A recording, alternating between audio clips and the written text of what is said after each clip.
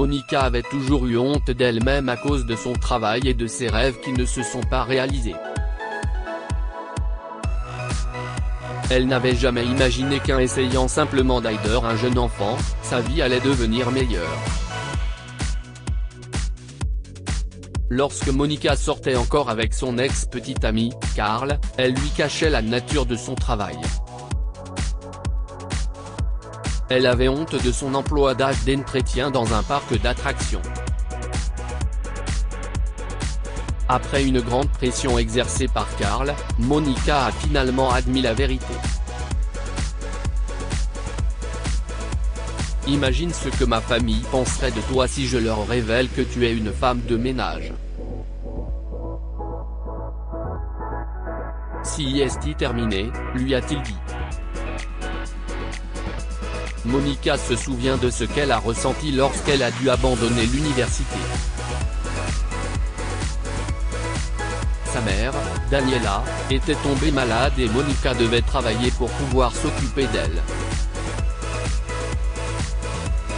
Les amis de Monica ont cessé de lui parler, et elle a toujours eu l'impression de devoir garder son travail secret. Après le décès de Daniela, Monica a dû continuer à travailler au parc d'attractions pour payer les factures médicales restantes. Elle avait pratiquement abandonné l'idée de trouver l'amour et de poursuivre ses rêves. Après avoir rompu avec Carl, Monica avait peur et était seule. Elle regardait avec admiration les jeunes couples au parc d'attractions. Cet endroit était très fréquenté à l'approche des vacances d'été, et les enfants faisaient la queue pour chaque activité. Alors que le soleil commençait à se coucher, Monica a remarqué un jeune garçon assis seul devant le manège. « Hé, mon garçon, est-ce que tu vas bien ? Il se fait tard ?» demanda Monica. « Je n'arrive pas à trouver ma mère. » Si est-il le dernier endroit où elle était ? J'ai peur, a répondu le garçon, Jack. Pendant les mois d'été, le froid s'installait rapidement après le coucher du soleil. Alors que Jack frissonnait, Monica lui offrit sa veste. Essayons de trouver des hot dogs pour que tu puisses manger quelque chose pendant que nous cherchons ta mère, d'accord ? lui a-t-elle dit. Monica commença à s'inquiéter alors que la nuit tombait. « À quoi ressemblent tes parents ?» lui a-t-elle demandé. « Ma mère est blonde et très jolie. Mon père est vraiment grand et maigre », a répondu Jack. « Tes parents sont toujours ensemble ? Oui, mais… Je ne sais pas. Parfois, j'ai l'impression qu'elle ne nous aime plus, » dit Jack. Cela toucha énormément Monica. Elle sait ce que l'on ressent lorsque les gens cessent de s'intéresser à nous. Elle pouvait voir que Jack avait le cœur brisé. « Merci, madame. Mais pourquoi travaillez-vous ici ? Vous êtes vraiment jolie, comme ma mère. » La plupart des concierges sont des hommes âgés, demanda Jack. Monica hésita. Elle avait encore honte de son travail, mais elle a réalisé qu'elle pouvait être honnête avec Jack. Eh bien, pour être honnête, j'ai toujours voulu être médecin. Mais les choses n'ont pas vraiment fonctionné pour moi, a dit Monica à Jack. Vous serez un docteur vraiment cool. Peut-être que c'est encore possible, vous savez ? Monica a dû lutter de toutes ses forces pour retenir ses larmes. Tu as peut-être raison, petit. Écoute, je vais devoir t'emmener à la police pour qu'on puisse trouver ton père. Le ciel commence à s'assombrir, dit Monica. Quand ils sont arrivés au commissariat, une femme faisait nerveusement les 100 pas devant la porte d'entrée. Jack. Où diable étais-tu ? Demanda la femme, Natacha. J'étais près du manège et je n'arrivais pas à te trouver. Mais cette gentille dame m'a trouvé et m'a acheté un hot dog, a répondu Jack. Avant que Monica puisse saluer Natacha, un homme, Jacob, est arrivé en panique. Natacha, que se passe-t-il ? Jack, Dieu merci, tu vas bien, dit Jacob. Avant que Natacha ne puisse dire quoi que ce soit, Jack prit la parole, maman était avec son amie, et je me suis perdu. Une amie ? Quelle amie ? Tu as dit que ça allait être une journée mère-fils. Ne me dis pas que tu étais encore avec Darren, dit Jacob.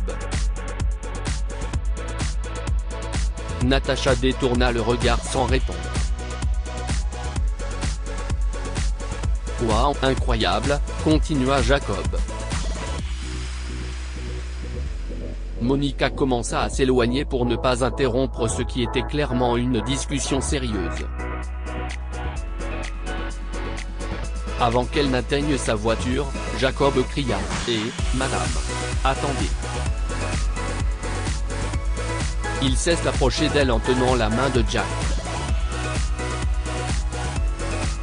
Et, merci de vous être occupé de Jack. Puis-je vous offrir un dîner pour vous montrer ma gratitude ? Monica était nerveuse, car elle pouvait voir que Jacob était riche. Il avait un beau costume et une montre très chère. Monica, Jacob et Jack sont allés ensemble dans un restaurant italien local. Désolé pour tout à l'heure. Je n'essayais pas d'écouter aux portes ou quoi que ce soit, dit Monica. Ne vous inquiétez pas pour ça. Natacha et moi, si est fini. Pour être honnête, ça devait arriver depuis un moment déjà. Si est un mannequin, vous savez ? Et depuis la naissance de Jack, elle est devenue très froide. Elle agit comme si Jack et moi avions ruiné sa carrière ou quelque chose comme ça. Cet ami, comme elle a choisi de l'appeler, est celui avec qui elle m'a trompé. Je suis désolé, TMI, pas vrai ? Révéla Jacob. Ne vous inquiétez pas, s'il vous plaît. Qui suis-je pour juger ? Je suis l'agent d'entretien d'un parc d'attractions qui était censé être médecin.